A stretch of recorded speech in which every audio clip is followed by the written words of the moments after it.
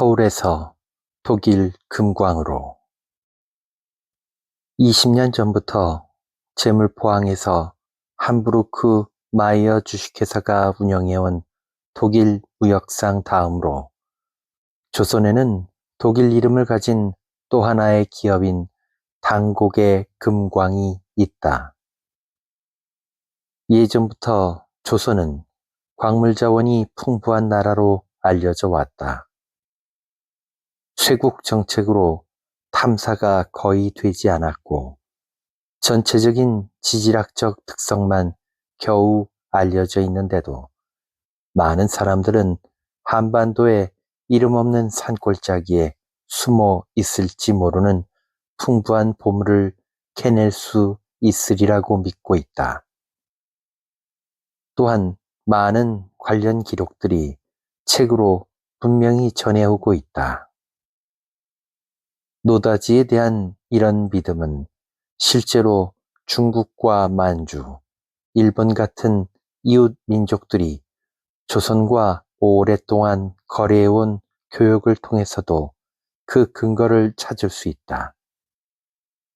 하지만 이 보물이 조선에 얼마나 존재하는지 매년 조선인들이 채굴하고 거래하는 양이 얼마나 되는지는 일정한 보고 자료가 없어 대략 추정만 하고 있다. 베이징 시장에서 거래되는 모든 금은 조선에서 생산된 것으로 보고 있다. 어떤 사람들은 고대의 신비한 황금의 땅, 크리제를 영원한 유대인처럼 지도를 따라 계속 떠돌다 마침내 아시아 대륙의 맨 끝자락, 신비한 인삼의 나라 조선에서 찾으려 한다. 현재 조선에서 생산되는 금은 연간 1천만 마르크가 채 안 된다. 남아프리카, 서부 오스트레일리아, 북아메리카의 거대한 금광에 비하면 아주 미미한 양이다. 하지만 이미 몇 곳에서 입증되었듯이 산맥의 오래된 지층에 누적된 무수한 석영 광맥들과 최근의 자갈, 충적층에서 금맥이 발굴된다면 언젠가 이 외딴 산골에도 수많은 도시들이 순식간에 번창하는 환상적인 날이 올지 모른다. 조선에도 남아프리카 공화국의 요하네스버그와 비트바테르스란트와 같은 금광 도시가 생기고 수많은 외국인들과 돈과 행운을 찾아 나선 선원들로 넘쳐나는 쿨, 가디나, 클론다이크가 건설될 것이다. 하지만 당분간 그런 상황은 요원해 보인다. 조심스런 시작 단계 외에는 아무 일도 벌어지지 않고 있다. 혹시 탐사가 성공적으로 이루어졌다고 해도 흥분된 희망과 미래에 대한 열렬한 꿈에 대한 어떤 정당성이 부여되는 것은 아니다. 조선 정부가 처음으로 외국인에게 금광을 조사하고 정해진 조건 하에 채굴할 수 있는 특혜를 허용한 지 이제 겨우 3년 반밖에 되지 않았다. 유럽에 대해 별 신뢰를 하지 않는 회의적인 조선의 권력자들로부터 이런 승인을 받아낼 때까지 험난하고 긴 투쟁을 거쳐야 했다. 수천 년 전부터 조선의 저변에 흐르는 정치적 핵심에는 일관된 근본 원칙이 있다. 즉, 외국인에게 어떤 혜택을 주는 것은 그만큼 잃는 것을 의미하고 그렇게 되면 나라는 망한다는 것이다. 조선에 금이 있다는 사실은 이 세상 어느 누구에게도 누설되어서는 안 되며 만약 그렇게 되면 나라는 그들의 탐욕 앞에서 살아남을 수 없다는 확고한 신념이다. 내륙에서 나오는 모든 금과 은은 원래 왕의 소유로 되어 있다. 매장 광물을 불법 채굴할 경우 형벌 중에서 최고의 엄한 처벌이 가해진다. 조선의 형법에는 가히 상상할 수 없을 정도로 잔인한 고문이 기록되어 있다.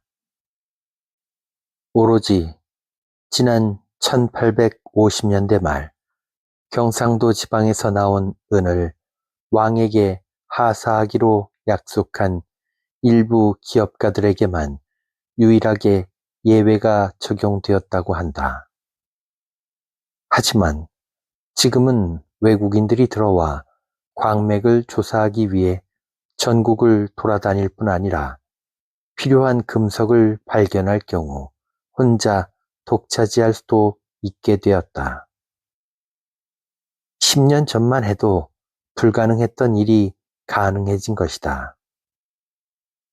조선에게 개방의 자유를 선물한 청일전쟁은 정치적인 독립 이상으로 중요한 의의가 있다. 청일전쟁으로 근대 개념이라는 인식이 형성되었고 교류도 쉬워졌다. 25%의 이익 배당을 보장하는 대가로 왕은 금맥을 찾는 외국인들에게 전국을 탐사할 수 있는 자격과 채굴 지역 선택권을 허용했다. 조선 정부와 협정을 체결한 최초의 나라는 미국이었다. 1882년 우호조약을 체결한 미국인들은 조선에서 막강한 명성을 얻고 있었다. 모든 열광 중에서 조선 왕조와의 외교적 교류를 우선적으로 끌어낸 이들은 조선의 수도에서 꾸준히 미국 정부를 잘 대변하고 있었다. 미국인들은 평안도 북동 지방에 있는 운산을 선택했다. 이곳은 여러 해 전부터 정부가 주도해 주민들이 직접 채굴했던 지역이다. 미국 기업들이 캘리포니아에서 필요한 기계와 장비를 들여와 현재 채굴량은 월 40만 마르크에 이른다. 다음으로 독일의 마이어 주식회사가 조선의 광산 특허권을 획득했다. 독일의 회사가 설립되고 베를린 신탁 주식회사가 주도해 채굴권이 입수되었다. 재련 기술이 있는 독일 기술자 한 명이 금맥을 탐사하는 어려운 임무를 맡게 되었다. 대상이 되는 모든 지역을 몇 차례 답사한 후 당고개가 선정되었다. 지금까지 조선 사람들이 매우 무성의하게 운영해왔던 곳으로 금이 포함된 유력한 쇠석층 한가운데 자리 잡은 위치나 지층 구조로 보아 확실히 채금 가능성이 있었다. 독일인들이 선택한 광산의 잠재성을 알게 된 왕은 곧 제물포의 함부르크 회사와 맺은 계약을 후회했다. 계약을 다시 취소하거나 소문대로 금이 풍부한 이곳 대신 다른 곳으로 변경시키기 위해 온갖 아시아식 권모술수가 있었다고 한다. 기업들의 기득권을 확보하기 위해서는 서울 주재 독일 영사의 확고한 태도가 필요했다. 바로 짜오저우 점령 후 몇 달도 채 되지 않았을 무렵 급부상한 독일 제국의 명성은 단숨에 온갖 반대를 잠재울 수 있었고 마침내 독일이 소유권을 얻을 수 있었던 것은 좋은 예이다. 외관상 극동지방 주재 독일 기업의 진취적 활동 현황을 확인하는 일이 조선에서 내가 해야 할 가장 중요한 임무임이 자명해졌다. 그래서 가능한 빨리 제물포에서 서울로 출발하기로 했다. 내륙 여행에 필요한 모든 준비를 하기 위해서다. 미국 기업에서 착수했던 철로를 일본인들이 인수한 이후부터 해안에서 서울로 들어가는 일은 훨씬 수월해졌다. 배를 타고 한강을 따라 빙 둘러가야 했던 예전에는 순간순간 예상치 못한 아름다운 경관을 누릴 수 있었지만 20시간 정도 가야 하는 긴 여행이었다. 그렇지 않으면 말이나 조선의 풍속대로 가마를 타고 6시간의 힘든 여정을 감수해야 서울의 놀라운 모습을 관찰할 수 있었다. 그러나 요즘은 관광객들이 세 개의 기차 중에서 마음에 드는 기차를 원하는 대로 선택할 수 있었다. 1시간 45분 정도 걸리는 40km의 편안한 여행으로 한눈에 보이는 조선의 농촌 모습과 정성껏 가꾸어 놓은 아름다운 자연 경관을 마음껏 감상할 수 있었다. 건너는데 1시간 반 정도 걸리는 한강은 조선에서 가장 큰 강으로 이 강을 끼고 서울이 자리 잡고 있다. 한강은 서울에서 북서쪽으로 휘어져 제물포 북쪽을 지나 약 70km를 더 가면 바다로 이어졌다. 넓은 한강을 가로지르며 8개의 큰 아치가 받치고 있는 495m의 철교는 현재로는 외국에서 제작한 조선의 가장 위대한 문화적 산물이다. 한강 철교는 이런 상징적 역할을 오랫동안 지속하며 조선 민족에게 백인들의 기술적 우월성을 과시할 것이다. 독일 광산은 내륙에서도 강원도 동해안 중심부에 위치한 깊은 산에 있었다.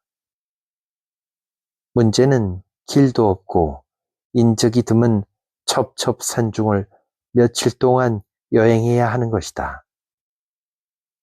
의류, 식량, 침낭, 취사도구 등 생계에 필요한 모든 것을 준비해야만 했다. 워낙 산골짜기라 아무것도 없는 데다 숙소도 열악할 게 분명했다. 장마도 임박했다. 여행을 감당할 수 없을 정도로 어려운 상황에 처하지 않으려면 서둘러야 했다. 몇 주 후 장마 때가 되면 건너기 쉬운 얕은 냇물도 무서운 급류로 변하기 때문이다. 다리와 길은 거센 물살에 씻겨 내려가고 산비탈은 무너져 내려 헐벗은 토양으로 변한다. 질퍽해진 땅은 사람이나 말이 도저히 지나갈 수 없을 것이다. 아시아 고유의 원시적 특성을 고스란히 간직한 서울을 둘러보는 일은 포기할 수밖에 없다. 내륙 횡단 여행을 철저히 준비하려면 서울에는 단 며칠밖에 머물 수 없기 때문이다. 전국 어디나 심지어 산간 지방의 오지까지 수레로 갈 수 있는 중국과는 달리 서울에서는 편안한 여행을 하기 힘들었다. 관광객을 나르기에는 애매하지만 수레는 짐과 장비를 이동하기에 아주 훌륭했다. 식성이 까다롭지 않을 경우 유럽에서 가져온 약간의 재료만으로도 시골에서 큰 불편 없이 생활할 수 있었다. 적어도 평지에서는 물을 마실 수가 없기 때문에 생수만 충분히 준비하면 되었다. 하지만 조선에서는 사정이 완전히 다르다. 수질이 좋은 물은 내륙 어디서나 충분히 섭취할 수 있었지만 육류는 엄두도 내지 못했다. 육질이 좋고 훌륭한 품종의 소가 있지만 쇠고기를 먹는 일은 드물었다. 그 대신 개고기가 식탁에 흔히 올랐다. 쌀이나 단단한 콩 종류 외에 독일인들의 입맛에 맞는 야채도 없었고, 감자는 일부 지역에서만 볼 수 있었다. 개고기나 해초, 날 생선의 맛을 모르는 까다로운 중유럽인으로서는 통조림 등 만반의 준비를 한 무거운 짐에 의지할 수밖에 없었다. 이곳의 유일한 운송수단은 말이나 소, 당나귀처럼 짐을 나르는 가축뿐이었다. 비교적 짐이 많거나 신속하게 움직여야 할 경우에 말이 필수적이었다. 조선 말은 작기는 하지만 몽골 말보다 험준한 산을 힘차고 끈기 있게 넘어가는데 안성맞춤이다. 이 자그마한 동물에는 보통 50kg에서 기껏해야 100kg 정도 실을 수밖에 없어서 짐이 많지 않아도 항상 몇 마리가 필요했다. 식량이나 짐을 나르는 동물보다 더 중요한 것은 이 마법의 나라 주민들과 의사소통을 해줄 수 있는 통역관이었다.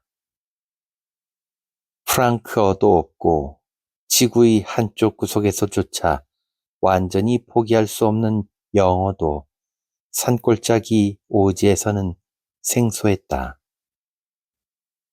처음 여행하는 사람에게 흔히 일어나는 이런 번거롭고 시간 걸리는 일은 독일 영사 바이페르트 박사와 서울 주재 함부르크 상사 대표 파울 바우만 씨의 친절한 주선으로 쉽게 해결되었다. 서울에 도착하고 며칠 후 우리 일행은 드디어 출발할 수 있었다. 결국 작년에 도쿄의 한 신사와 서울에서 원산까지 여행을 했던 경력이 있는 사람을 알선해 주었다. 찻잔 접시만한 안장을 조선에 남겨두었던 바로 그 신사였다. 물망에 오른 이 사람은 My no sobi, 나 몰라, All I can do, 좋아, 할 수 있어 등을 수없이 반복하면서 중국인들이 사용하는 피진 잉글리시를 혼용했다. 하지만 간단한 문제는 의사소통이 되어 해결할 수 있으니 일당 $2를 지불했다. 그 외에도 조선이 중국과의 관계에서 문제가 발생했을 경우 공물을 보내는 사절단 일원으로 수행했던 경력도 있어 여러모로 도움이 될 것이다. 그 사절단은 선량한 대한제국 황제가 연합군의 최고 사령관에게 공물을 보내기 위해 텐진으로 보냈던 것이었다. 그는 조선인 특유의 타고난 빠른 언변으로 중국어도 잘했고 베이징에서 온 내 하인과도 대화를 나눌 수 있을 정도였다. 수백 개의 중국어 단어들과 한자로 극히 일상적인 문제만 해결할 수밖에 없었던 나로서는 더없이 반가운 일이었다.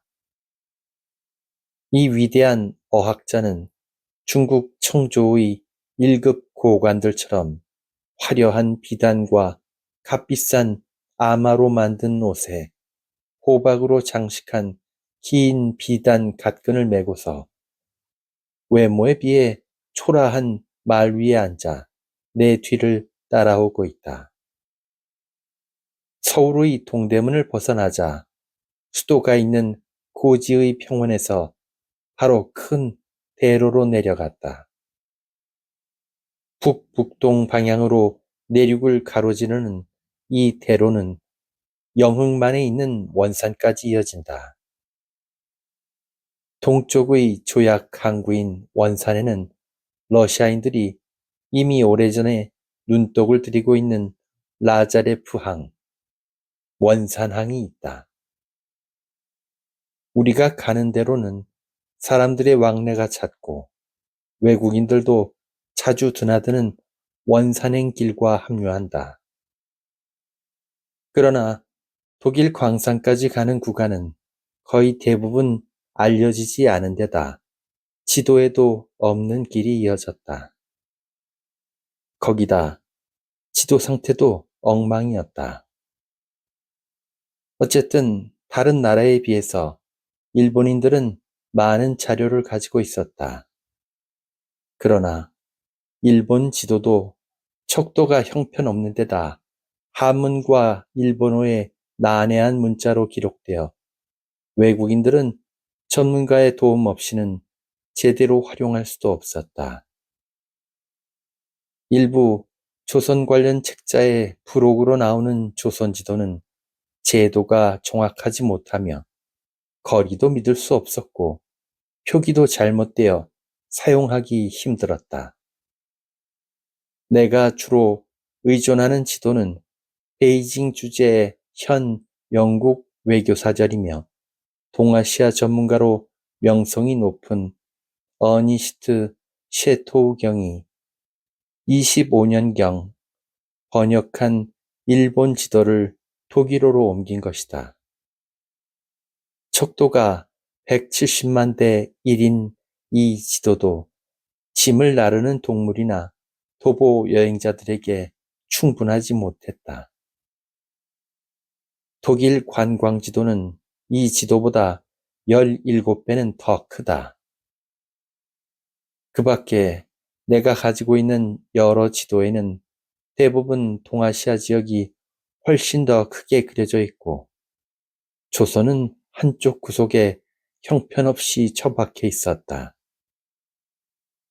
일본 해군성 자료에서 구입한 훌륭한 해안 지도들은 해안에서 몇 마일까지만 표시되어 사용할 수가 없으니 결국 자칭 내륙의 지리에 밝다고 하는 조선인 안내자와 마부에게 전적으로 의존해야 했다.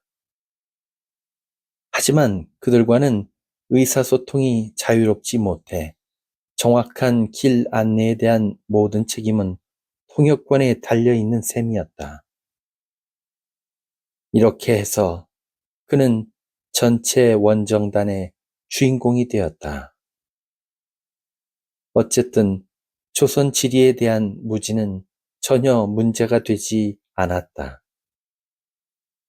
오히려 지리에 신경을 쓰지 않으니 자연 애호가나 여행자로서 느낄 수 있는 매력은 더욱 높아졌다. 하루를 어떻게 보내야 하는지, 언제 어떻게 목적지에 도달할지, 부지런히 행군한 뒤 저녁에 어디서 지친 몸을 누일지 고민할 필요 없이 외부 문명 세계와 완전히 차단된 낯선 땅에서 정처 없이 이동하는 자유로운 여행이 될 수 있었다. 정오의 뜨거운 햇살이 눈부시게 빛나고 예리한 암벽으로 헐벗은 산 봉우리가 어우러진 높은 산들이 눈앞에 우뚝 솟아 있었다. 이런 산들이 둥근 요새처럼 서울을 사방에서 에워싸고 있었다.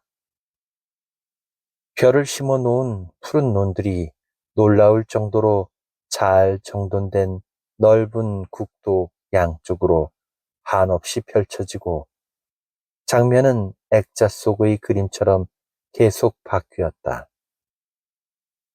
아름다운 풍경은 변화무쌍한 만화경처럼 우리 앞과 옆에서 끊임없이 새로운 장면을 연출했다. 옆을 스쳐가는 장면에는 소박한 행인들의 모습도 눈에 띄었다. 장인에게 기술을 배우러 떠나는 독일의 도제처럼 사람들이 광주리 모양의 이상한 들것에 짐을 잔뜩 싣고 등이 곱사등이가 되어 지나갔다. 여기서는 모든 짐을 이런 들것으로 운반했다. 말을 타고 여행하거나 고문 기구처럼 생긴 작은 가마에서 소리를 지르며 지나가는 상류층들도 볼 수 있었다. 가마의 크기는 중국이나 일본에 비하면 반 정도밖에 되지 않았다. 커다란 황소에다 짐을 싣고 장에 가는 시골 사람들도 보이고 간단한 연장이나 아이들이 숨바꼭질 놀이를 할 수 있을 정도로 큼지막한 항아리, 대나무로 엮은 모자를 지게에 싣고 서울로 가는 시골의 장인들도 눈에 띈다. 모든 것이 신기하고 감탄스러울 따름이다. 조선의 황소는 볼 때마다 새삼 놀라곤 한다. 어디에서도 그렇게 크고 멋진 소를 보지 못했다. 마치 집에서 기르는 개처럼 온순하고 다루기 쉬워서 별 힘 없는 10살 정도의 어린아이들도 두려움 없이 목덜미가 듬직한 소를 끌고 다닐 수 있었다. 나무로 만든 넓은 콧두레만 있으면 어디든 끌고 갈 수 있었다. 길가에 앉아 쉬는 나그네들은 배낭처럼 등에 메고 다니던 보찜을 잠시 벗어놓거나 지게를 옆에 세워놓고 길고 좁은 담뱃대를 열심히 빨고 있었다. 조선인들에게 늘 있는 일이라 새삼스러울 것도 없다. 내가 알기로는 담배는 일본에서 16세기 말 조선에 들어왔다. 향이 좋은 담배에 푹 빠진 애연가들이 늘어났는데 조선보다 완벽하고 빠르게 확산된 나라는 이 세상 어디에도 없을 것이다. 여기는 남녀노소 할 것 없이 모든 사람들이 아침부터 저녁까지 평생 담배를 피운다. 담배를 넣는 허리춤은 신발 깔창처럼 옷차림에 빠지지 않는 필수품이 되었을 뿐 아니라 그들은 머리 부분이 작고 긴 담뱃대를 잠시도 손에서 놓지 않았다. 나의 마부들도 마치 채찍처럼 끊임없이 담뱃대를 휘젓고 있었다. 말을 몰기 위해 바로 앞에 덤불 가지를 신속히 치워줘야 하는 상황에서도 채찍을 휘두르는 손에는 항상 담뱃대를 들고 있었다. 갑자기 이상한 행렬 하나가 길을 막는다. 길 한가운데 중국 고관들이 타는 것과 비슷한 큼직한 가마가 있고 그 위에는 화려한 색상의 1000개가 있다. 주변에 웅크리고 앉아있는 사람들의 머리에는 직경 80cm 정도의 버섯처럼 생긴 거대한 모자가 덮여 있었다. 새끼를 꼬아 만든 누렇고 커다란 밀짚 모자를 보고 관이 든 상여임을 알 수 있었다.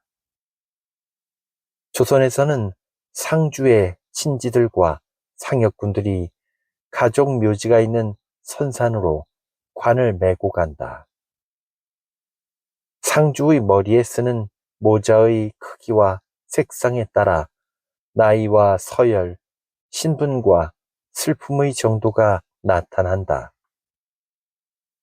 붙인 상을 당했을 때는 그런 커다란 모자를 3년 동안 쓰고 있어야 한다. 처음 1년 동안은 2개의 대나무 살로 받쳐놓은 두터운 베일을 얼굴 앞에 쓴다. 이런 식으로 상주의 얼굴 중에서 눈만 보이게 해 고인에 대한 깊은 애도를 표시했다. 상여 옆에는 더위와 피로에 완전히 지친 어린 하녀가 서 있었다. 가엾은 소녀는 머리에 아무것도 쓰지 못한 채 종종 걸음으로 여주인의 관을 따랐다. 건장한 상여꾼들이 끄는 상여는 놀랄 만큼 빠른 속도로 앞으로 나아갔다.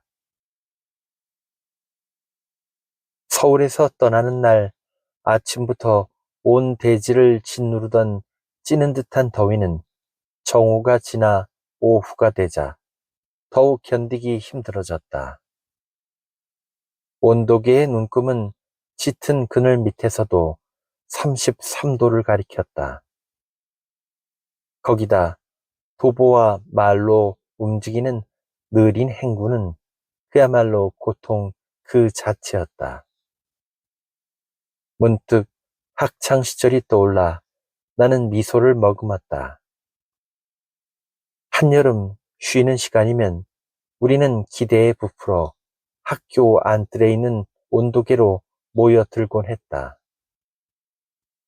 오전이지만 한여름의 열기로 그늘의 수은주가 22도로 올라가면 학교장의 지시로 휴교령이 내려졌던 것이다.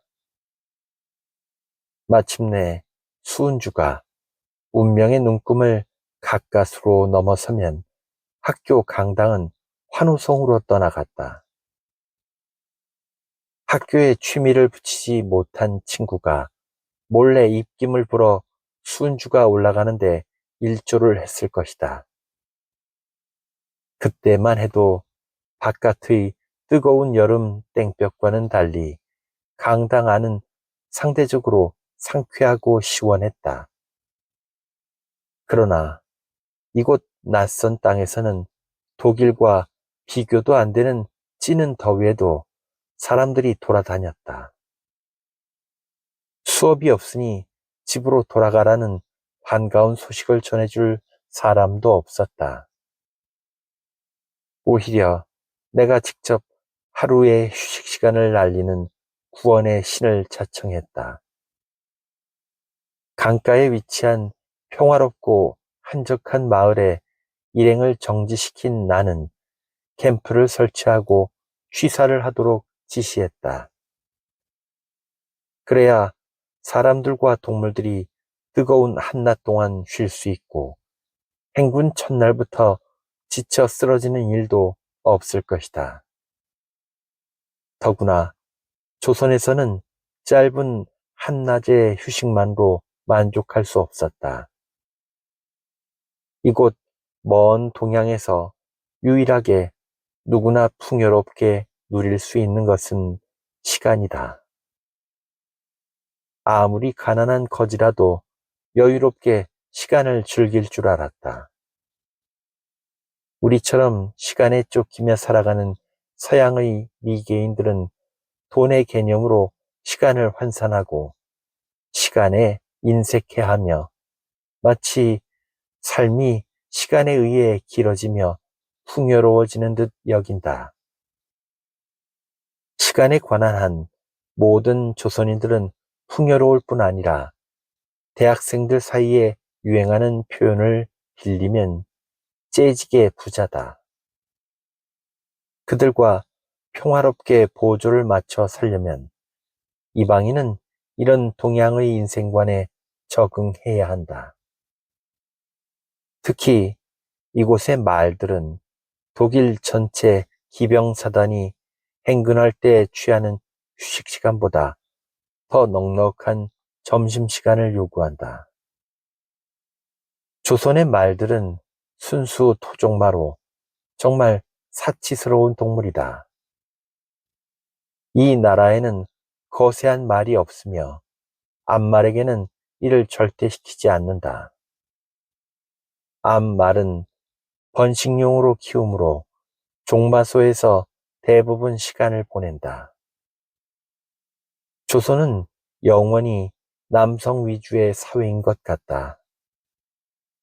사람이 타거나 짐을 실을 때, 높은 벼슬아치나 양반들이 행차할 때 수컷만 이용하듯이 들판의 쟁기질이나 거리에 짐을 싣는 것도 황소들 뿐이다. 거세한 황소는 없으며 암소 역시 모든 일에서 자유롭다. 다른 나라에서는 귀한 종자용 황소를 크게 기르고 온갖 힘든 일에서 보호하듯이 여기서는 암소를 소중히 여긴다. 조선의 황소는 열심히 일을 하느라 아름답게 치장할 시간이 없다. 비록 여러 해 동안 등에 쟁기나 안장을 차고 다니지만 축산업자들의 관심을 끌기에 모자람이 없는 훌륭한 녀석들이다. 숙소나 야외의 가축 우리에서 마주치는 소들은 하나같이 종우 전시장에서 1등급 후보에 들만했다. 그에 비해 토종마는 신체 구조적으로 그들 중에서도 훨씬 뒤떨어지는 종류이다. 작고 볼품없는 데다 배불뚝이며 앞 잔등이 뾰족해서 호감 가는 곳이라고는 찾아볼 수 없다. 거기다 심술궂어서 물거나 계속해서 닥치는 대로 박살내는가 하면 곧잘 흥분을 해서 사람을 불안하게 만든다. 내가 탄 말은 콧구멍이 찢겨 올라가 있었다. 풍역관에 의하면 숨을 잘 쉬도록 일부러 그렇게 한 것이란다. 숨을 몰아쉬며 울거나 그르렁거리며 숨을 헐떡일 때면 기술적으로 늘린 콧날개는 피냄새를 맡는 성난 불독처럼 벌름거린다. 마구간의 가축들은 이제 완전히 정신이 나간 것 같다. 마부가 각자의 말을 튼튼한 밧줄에 단단히 묶어서 마구간 들보의 커다란 올가미에 바로 매달아 놓았지만 큰 소리로 울거나 힝힝거리고 그르렁거리거나 꼬르륵 되는 소리가 평화롭게 휴식을 취하는 진영까지 계속 들린다. 말은 다리 3개만 바닥에 닿게 해서 움직이지 못하게 했으며 따뜻한 여물을 먹을 수 있을 정도의 자리만 마련해 주었다. 실제로 말들은 따뜻한 여물을 먹는다. 달리 먹는 경우는 없다. 이미 중국에서도 마부가 말에게 고량과 옥수수, 보리, 결을 따뜻한 물에 섞어주는 놀라운 모습을 보아왔다. 그러나 조선의 말들은 차거나 익히지 않은 날 것을 전혀 먹지 않는다. 독일에서 스프에 야채와 파슬리를 양념으로 첨가하듯이 콩이 그대로 들어있는 걸쭉한 죽을 쑤어서 풀이나 썰어 놓은 다른 건초를 섞어 주었다. 마부는 도착하는 대로 숙소마다 준비해 놓은 커다란 양동이에 물과 콩을 섞어서 불에 올려놓았다. 여물을 끓이는 데는 적어도 1시간이 걸린다. 나처럼 말 5마리와 함께 여행하는 경우 많은 말들의 여물을 끓여줄 수 있는 여관을 발견하기는 정말 힘들다. 이런 어려움은 서둘러야 하는 여행을 더욱 더디게 만든다. 해가 하늘 깊숙이 넘어올 무렵 우리는 다시 여행을 계속했다. 원산으로 통하는 큰 도로에서 곧 갈림길로 접어들었다. 서울로 통하는 대로의 인파와는 달리 왕래가 빈번하지 않은 조용한 지역에 이르렀음을 사방에서 느낄 수 있었다. 좁고 복잡한 서울 변두리와는 다른 진정한 조선 본래의 모습이었다. 주변 경관에 큰 변화는 없었지만 울창한 숲으로 무성한 자연은 정말 멋진 전경이다. 몇 달 동안 중국의 헐벗은 산과 누런 평야만 봐왔기 때문에 여기는 어딘지 모르게 새롭고 문명의 손길이 닿지 않은 원시적인 신선한 면이 있어 더욱 상쾌한 느낌을 받았다. 동해안으로 통하는 넓은 도로에서 훨씬 좁아진 길은 주변에 둘러싸여 있는 낮은 산들과는 상당히 떨어져 있었다. 그 산 언덕에 우리의 목적지인 골짜기가 있다. 평지에는 논이 끝없이 펼쳐져 있고 밤나무, 아카시아, 느릅나무, 작은 떡갈나무와 수천 종의 관목들이 수량이 풍부한 산에서 자라고 있다. 산에서 내려온 실개천은 평지의 논에 물을 대주는 유익한 역할을 한다. 몇 주 전부터 사람들은 장마가 시작되기를 손꼽아 기다리고 있다. 정확한 장마철은 우기와 건기라는 불변의 법칙에 따라 농사를 짓는 나라에서 필수적인 조건이다. 소나기가 벌써 몇 차례 쏟아져 잠시나마 상쾌한 기분을 만끽할 수 있었다. 장마가 임박한 것 같았다. 빠르게 움직이는 구름이 서쪽에서 동쪽으로 한반도를 휩쓸고 갔다. 한반도는 폭이 대략 200km 정도로 워낙 좁아서 황해와 동해안 사이의 기상 변화의 차이는 빠르게 변해갔다. 둔중한 검은 구름들이 하늘로 몰려들더니 산 위로 짙게 드리웠다.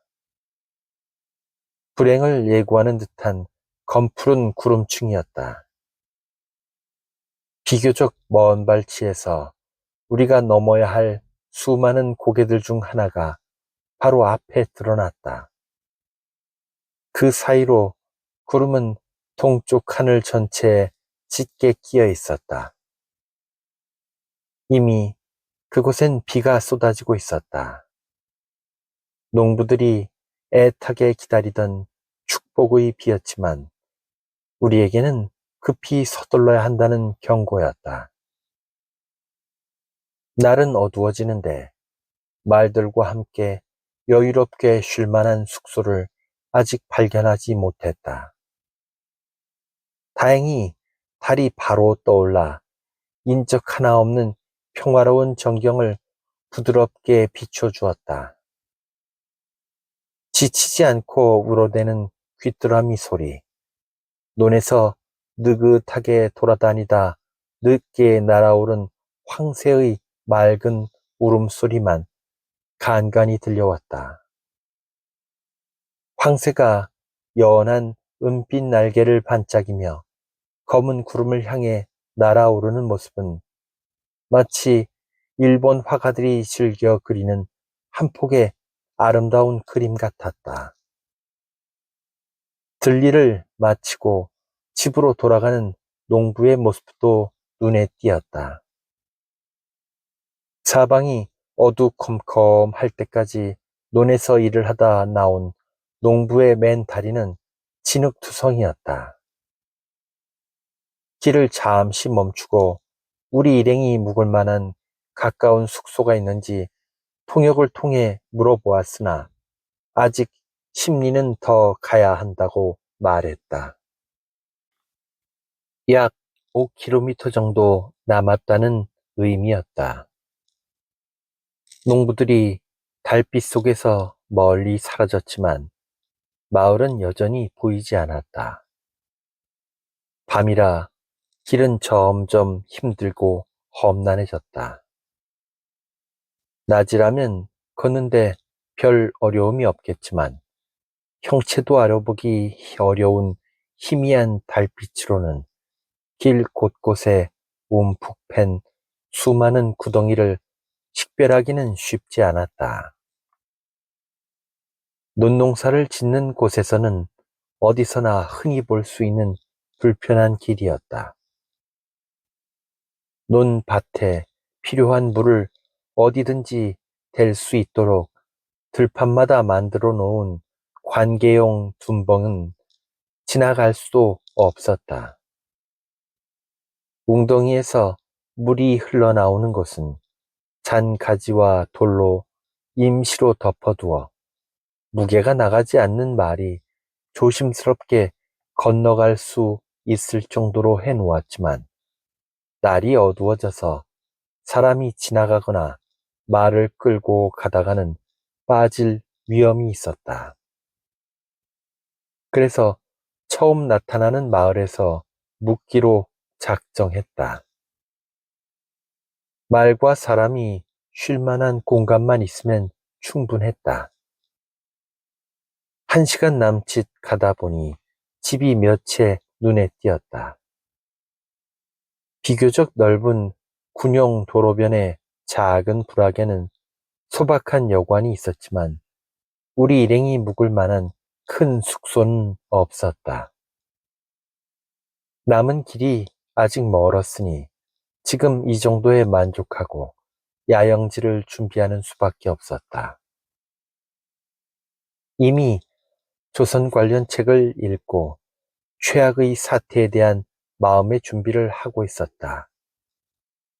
무서운 해충과 온갖 좋지 않은 소문, 상상할 수 있는 모든 불편함을 감수할 각오였다. 하지만 발길 닿는 대로 가는 많은 여행자들처럼 고난을 숙명으로 받아들이고 체험하는 일은 다시 한번 수포로 돌아갔다. 말이 쉴 만한 공간을 여러 집에서 나누어 해결하게 된 것이다. 물론 그 결과 동물과 마부들이 내 지위에서 벗어나는 불편함을 감수해야 했다. 묵을 만한 적당한 공간을 발견하지 못해서 숙소의 처마 아래 야전 침대를 펼쳤다. 적어도 비는 피할 수 있었고 좁은 방보다는 모기나 벼룩 등 해충에도 비교적 안전할 것 같았다. 하인과 통역관은 곧 모닥불을 지피고 저녁 준비에 들어갔다. 지도에도 없는 아주 작은 마을의 주민들이 모두 모여든 것은 당연했다. 내 주위를 빡빡하게 둘러싼 온 동네 사람들은 이루 말할 수 없는 황홀경에 빠져 있었다. 청중의 수많은 눈들은 병과 통조림으로 요리하는 이상한 마법의 장면에서 잠시도 눈을 떼지 못했다. 오랫동안 말을 타고 오너라 지친 몸을 강물에 뻗고 달빛이 비추는 물속에서 수영이라도 할까 해서 서양에서 온 야만인이 몸을 일으키자 마을 사람들이 모두 따라 나왔다. 편안한 마음으로 일기장에 적기 전까지 밤늦도록 다음과 같은 내용을 간단히 종이에 기록해 놓았다. 이 마을 사람들은 수영을 하지 않는다. 강가로 가는 나의 행동은 온 마을 사람들의 시선을 집중시킨 대단한 사건이다. 현명하게도 나는 기다렸다. 다음날 이른 아침에 보라.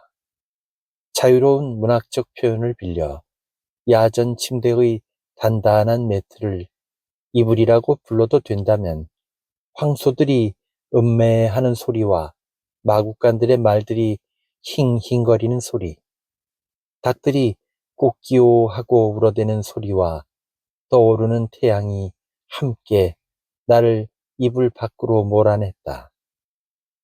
이른 아침 마침내 목욕을 하러 강으로 나갔는데 아니 이게 웬일인가. 벌써 마을 주민들은 물속을 이리저리 걸어다니고 있었다. 물속에서 첨벙거리며 몸을 씻거나 심지어 손가락으로 이를 닦는 사람들도 있었다. 각종 기록에 나온 주민들의 불결함과 조선 숙소에 대한 온갖 공포는 사실무근으로 전혀 문제되지 않았다. 사흘째 되는 날 저녁이 되어서야 우리는 지도에도 이름이 나오는 한 마을에 숙소를 정할 수 있었다. 그곳까지 지도도 소용없고 오직 추측으로만 이동했다.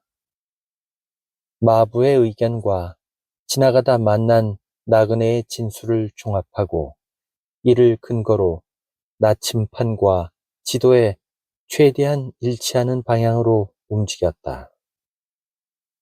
마침내 김성이라는 이곳의 서열 4번째 현에 도착했다.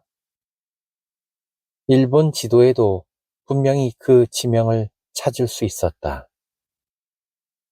수도가 있는 경기도 지방을 뒤로 하고 마침내 한반도 중앙선을 넘어 북부 산악지대 강원도로 들어선 것이다.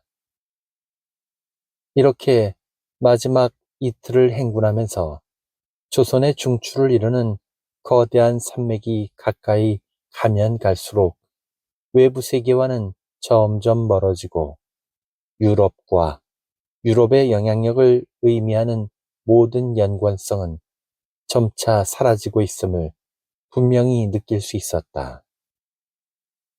길 양쪽에는 원시 민족이 사는 이교도 마을에서나 볼 수 있는 커다란 우상이 서 있었다.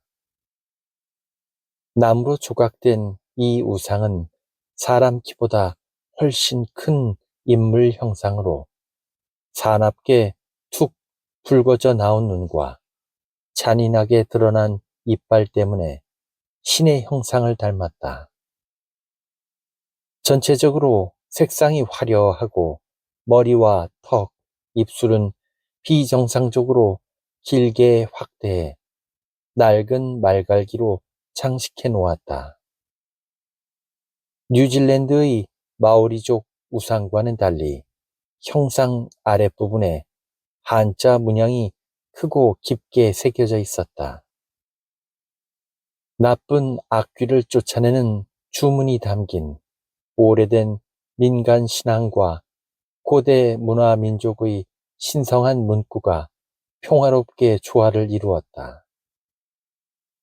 문구를 대략 살펴보면 천하대라는 문자는 하늘 아래 위대한 이란 의미다. 그 외에 다른 형상들은 별로 흥미를 끌지 못하는 단순한 모습이지만 나그네에게는 서울과 근교 관청 소재지까지의 거리를 알려주는 반가운 이정표 역할을 한다.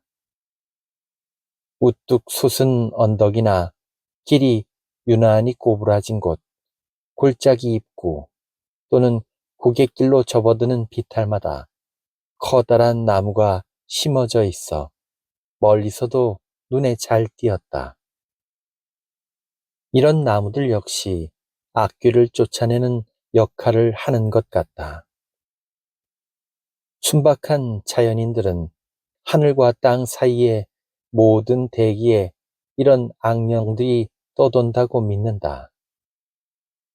사람의 손이 닿는 나뭇가지에는 온갖 종류의 천 조각이나 종이 조각, 그와 유사한 잡동사니들이 위에서부터 아래까지 각양각색으로 걸려 있었다. 미신을 믿는 나그네가 낡은 집신을 신성한 제물로 바치기도 하고 소박한 신단의 나뭇가지에 엄숙한 축성물을 걸어놓기도 한다. 하지만 그들이 두려워하는 귀신을 그렇게 중요하게 여기는 것 같지는 않았다. 귀신을 달래는 선물이라 해야 할지 별 가치도 없는 사소한 것들이기 때문이다. 우리의 통화 가치로 환산해 보면 숫자상 적분학이라는 어려운 공식이 필요할 것 같다. 집신 한 켤레는 여기서 8원인데 2,500원은 1달러에 달하며 약 3분의 2 페니가 된다. 그렇다면 낡은 집신 한 켤레는 도대체 얼마의 가치가 있을까? 짐작컨대 신에게 바치기에는 충분하지 않을까? 여분의 신발이 하나도 없고 종이 한 장, 1,000조각 하나 없는 나그네라면 그보다 싼 물건이거나 나무 아래에 쌓여있는 수많은 돌처럼 길에서 주운 소박한 조약돌 하나를 바치는 것도 진심 어린 재물이 될 수 있으리라. 특이하게도 이처럼 보잘것없는 우상 숭배 표시가 있는 바로 근처에는 언제나 사당이 보인다. 때론 갈림길에 위치한 사당들은 공자를 기리기 위해 세워졌다. 공자는 중국뿐만 아니라 조선에서도 중요한 역할을 하고 있다. 이런 작은 사당이나 신단의 비부는 언제나 한문으로 기록되어 있었는데 놀랍게도 우리 일행은 비석이나 제단의 그림에 쓰여진 글을 대부분 읽을 줄 알았다. 조선 사람들은 대부분 한자를 알고 있는 것 같았다. 주민이 얼마 살지 않는 아주 작은 마을이나 모든 여인숙, 이정표와 마을 관청의 게시판, 마을 주민들의 현판이나 명패에서도 지금까지 한자만 눈에 띄었다. 조선의 업무는 모음과 자음으로 구성된 간편하고 오래된 문자로 인도의 글자와 비슷하지만 거의 잊혀가는 듯 했다. 중국의 한문과 비교해 조선인에게 업무는 하찮은 것으로 사용하는 것조차 부끄럽게 여겼다. 대신 학교에서 한문을 배울 기회가 없는 여자나 어린이들이 주로 사용한다고 한다. 당나라 때 만들어진 유서 깊은 언문의 가치를 다시 회복시키려는 선교사들의 노력은 충분히 이해할 만하다. 그 일환으로 우선 수가 얼마 되지 않는 조선의 기독교들에게 언문을 가르치고 성경도 언문으로 인쇄하였다. 총 25개의 기호로 구성된 언문은 실제로 배우기 쉽다. 붓과 먹물로 위에서 아래로 수직으로 쓸 수도 있고 또는 오른쪽에서 왼쪽으로 수평으로 써내려가기도 한다. 오른쪽에서 왼쪽으로 쓴 관청의 편지들은 한글을 모르는 프랑스 선교사들에게는 마치 암호문처럼 보이는 경우도 종종 있었다. 요즘 서울에서는 부분적으로 외국의 영향을 많이 받아 민족 정신이 강화되고 있고 또 청일전쟁 이후 정치적으로 진보적인 성향이 강해진 정부가 국민 계몽에 신경을 쓰고 있기 때문에 집이나 간판 곳곳에 한글이 눈에 띈다고 한다. 반면 내륙 지방에서는 여전히 시모노세키 조약 전과 마찬가지로 한문이 절대적으로 우세했다.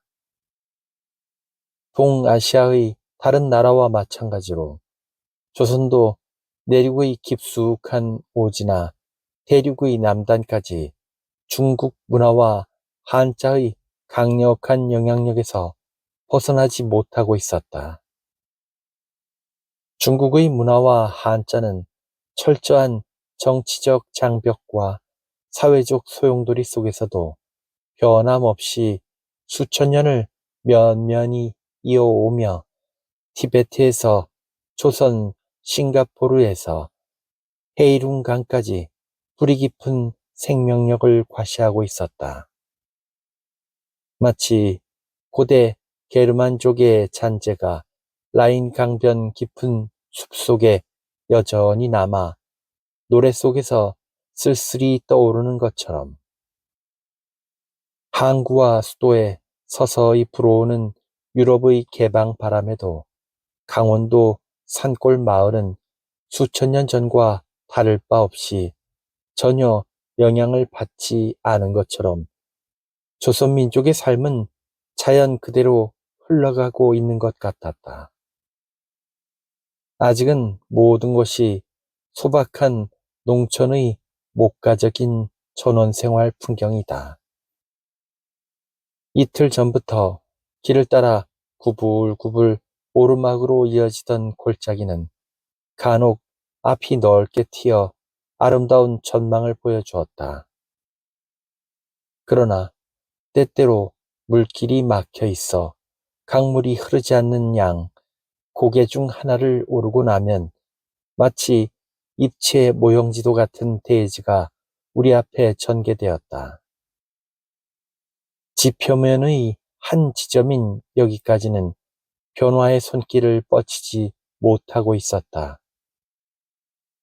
산과 언덕으로 가득한 파노라마가 펼쳐지고 노년기의 화강한 봉우리가 복잡하게 엉켜있는 첩첩 산중이었다.